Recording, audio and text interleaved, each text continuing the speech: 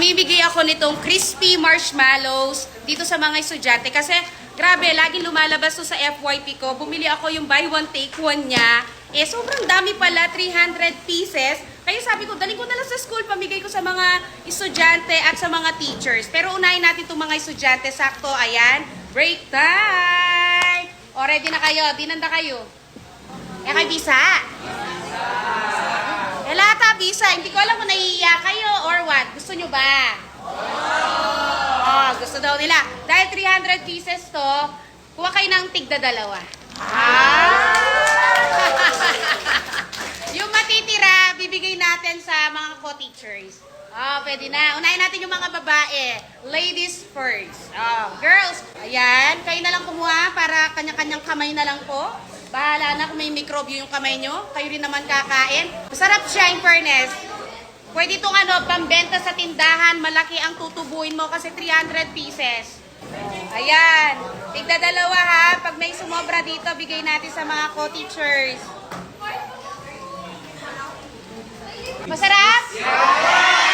Masarap daw. O, sige, ubusin nyo na. Ang dami nito. Baka magkaano ako. Diabetes. Kaya dinala ko sa school kasi sobrang daming laman. 300 pieces. Yung mga hindi pa nakakuha, Magari pa eh. Naiiya pa sa una pero ang dami, sinugod ako. O, ayan. Naiiya pa kayo sa una eh. Sige. Ala, ang dami, ang saya.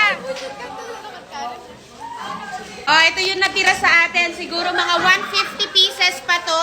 Ayan, pamimigay ko na lang to sa mga co-teachers. Kaya sa mga may gusto ng ganito, nako, ang sarap. Sulit na sulit, sobrang mura, 300 pieces. Ayan yung yellow basket, mag-check out ka na. Pamimigay ako nitong crispy marshmallows dito sa mga estudyante. Kasi, grabe, laging lumalabas to sa FYP ko. Bumili ako yung buy one take one niya. Eh, sobrang dami pala, 300 pieces. Kaya sabi ko, daling ko na lang sa school, pamigay ko sa mga estudyante at sa mga teachers. Pero unahin natin itong mga estudyante. Sakto, ayan, break time! O, ready na kayo? Dinanda kayo? Eh, kay Bisa?